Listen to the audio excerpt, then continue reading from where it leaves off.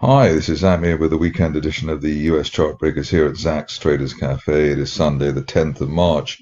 Starting off with the S&P, and here we're rather bearish end of the week. Actually, key reversal to the downside. We fell below these 52.20 red resistance line target from back in the end of September, around that 52.20 mark. And on the downside, there's a chance of the test of recent support on the floor of that price channel from the end of September around 50.60. Hopefully we will dodge that particular bullet, but that is currently the setup. Above 52.20, there's a chance of a fresh leg to the upside, which would be as high as that resistance line projection, the upper parallel of the October line there, as high as 53.50. But obviously at the moment, that feels as though it is a long way away. Moving on to the Nasdaq 100, and here we've also had the key reversal to the downside.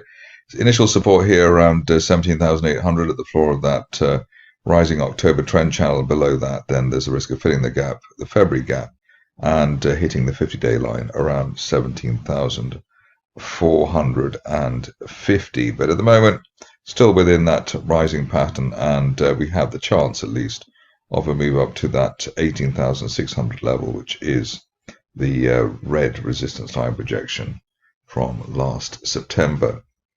Moving on to the stocks, and the first one here is quite a frequent flyer, it has been in the recent past, Airship AI, and here very interesting gap close buy signal at the end of the week. So we had a gap down basically from Wednesday to Thursday, and we closed above the top of that gap around $6.30 on Friday. That leaves us with the idea that we'll at least retest the recent resistance around $9.20 over the next few sessions, even if we then fall back again, ideally staying on the right side of the floor of that channel there, around $6. Next situation, perhaps not quite as exciting as that one, but exciting in its own way. Here we've got Ainos, and here you can see that we gapped up very sharply on Friday after gapping high, basically gapping up at the beginning of the month. The view now is that we need to stay above the pre-gap up resistance around $1.66, $1.70. If we can stay above that, then there's a chance of retesting Friday's resistance through $3 by the end of this month. Back to Cardiff, which we've covered quite a lot, largely because it's been quite a bullish and quite a happy situation there. Here we've hit the top of that rising trend channel from the middle of last year.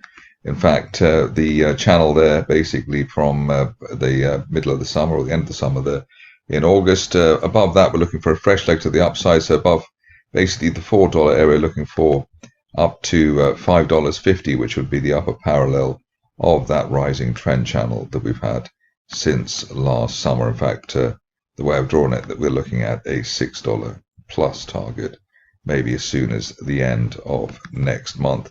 Ideal scenario is that we stay above recent support for this market around $3.50. Moving on to an interestingly named company, which is called Dogness, and here we've been looking for progress within a rising trend channel base that's been in place since November. Top of that channel currently pointing to as high as $11, and we're expecting that while we're above the recent resistance before the Friday break higher, as high as $7.50, above $7.50, looking for $11 on Dogness. The next situation, not for widows and orphans, and I suppose given the way that the shares of Edoc have dipped, it might have created a few widows and orphans, gapping down there from the $11.90 area down to around $6.50, a couple of gaps there on the downside, but gapping up at the end of last week, and that means we've got a bear trap iron reversal, which suggests that above resistance on the way down around the $9 level, we're looking for the shares to fill the gap back up to $12, maybe over the next, basically by the end of this month. But the ideal scenario is that we do remain above $9 at least, as we try and regroup. Going on to Generation Bio, and here a beautiful turnaround, and turnaround basically started with the recovery of the 50-day moving average back in December. Since then, it's been basically a accelerating improvement, and all of that within a rising trend channel, which has been in place since October. The best that can be said at the moment is that above the floor of the channel there at around the $2 mark and the 50-day moving average, we should be heading towards $5 plus by the end of this month. Ideally, we stay on the right side of pre-Friday breakout resistance at $3. So above 3, looking for $5 there at Generation Bio.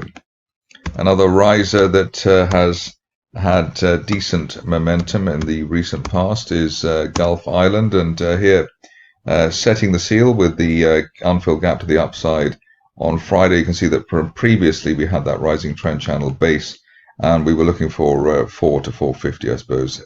But the current situation is that we've accelerated to the upside, and we're looking for progress within a rising trend channel. The top of that rising trend channel currently heading towards a decent target up to around the $9 area, and hopefully we could see that by the end of next month or even sooner. You see that's heading towards that October resistance line, heading towards $8.89 by the end of next month, especially while we're on the right side of $6. Lantern is next, and beautiful price action for the end part of last week. You see that the top of the channel there, or the top of the progression here, where the stock has been spiking towards, has been in place since the beginning of May last year. It's a rising trend channel base, and we're looking for as high as $11.40 by the end of this month, while we remain above the Friday Friday support rather at $6.80. Next up is another situation which I think we've covered before, but doesn't hurt to look again now. Nuscale Power. Here you can see that we've managed to push back up to retesting the old support there from back in September, October, around $4.50. The longer we can stay above that, the greater the chance of a move to the top of this rising trend channel base at 745 that I'm drawing at the moment, as soon as the end of this month, perhaps even sooner, the way things are going.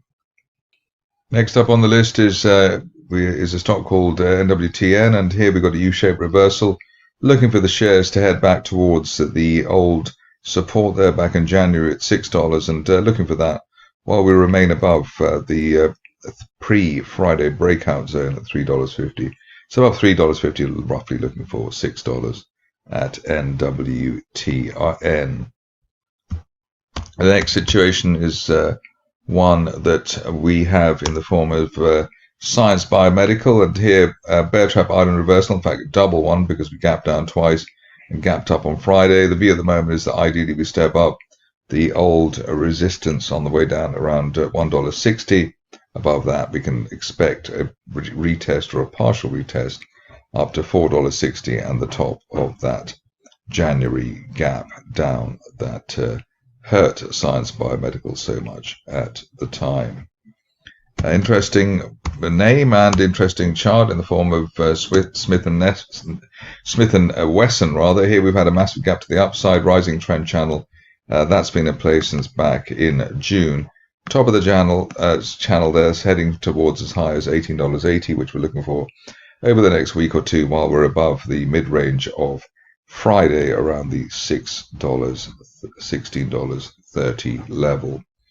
One of the favorites in the recent past here has been a company called Trxade, and he hit Trxade,